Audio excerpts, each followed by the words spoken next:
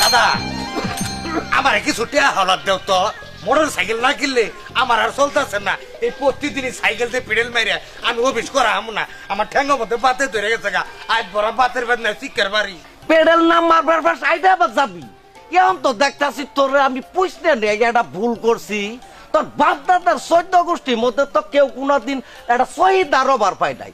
আর আমি তোরে গুইরা গাড়ে সরকারি গুডাউনে একটা দারোয়ানি চাকরি নিয়ে দিছি। ওটা কেটা খালু আজকে আবার কি করছে আমনে করে খালু? আর কয় না বেড়া, যার নাই পেট্রোল কিনবার টেহা নাই হে কিনবো মোটর সাইকেল। কি যে কইন খালু, এই দনবাড়ি কেন্দ্র বাজারে ব্যাটারি চালিত সাইকেলের দোকান হইছে এটা চালু।